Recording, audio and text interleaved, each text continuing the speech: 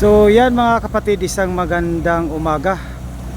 Ayan no, talakita natin talagang ano na, malinis na oh.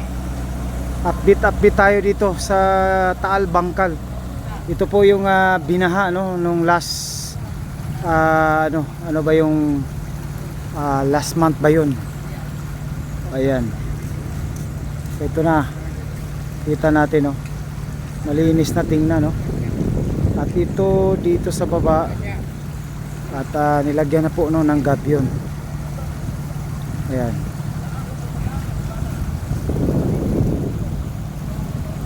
So ito na po yung update dito ngayon no.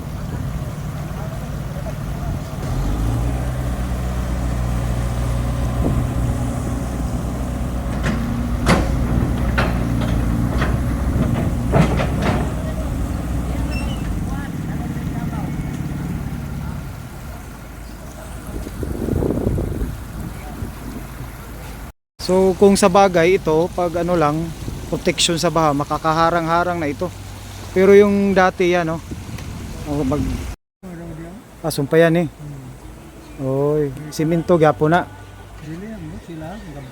So makuha ning balay diri. Bali mabungkag ni diri. Kana mga balay diya matanggal na. So yun pala mga kapatid, no. So wala pa lang. Diri pa sila mag-una ya.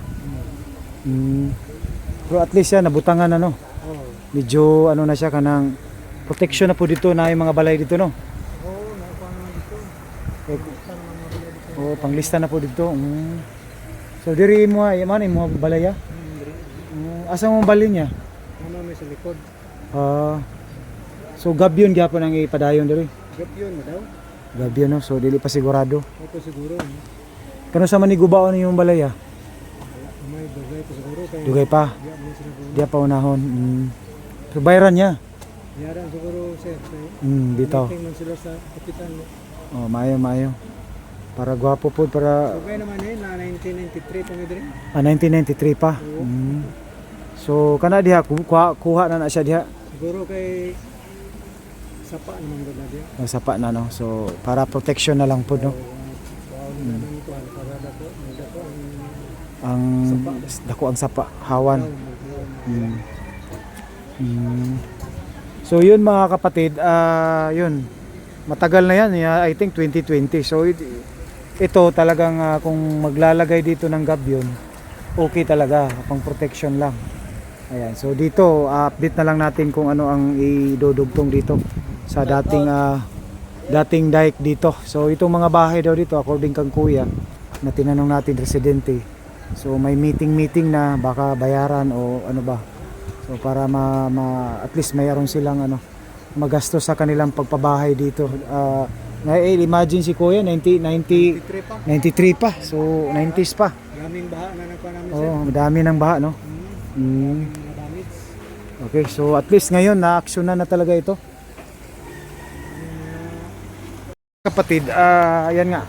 Sinabi ko kasi yung gabyon pinatong lang yan sa lupa. No, so talagang of course talagang mabigat yan no. Kung anuhin natin, pero kung sa mga malalaking baha, ewan ko lang, just comment kung kayang-kaya ba niya.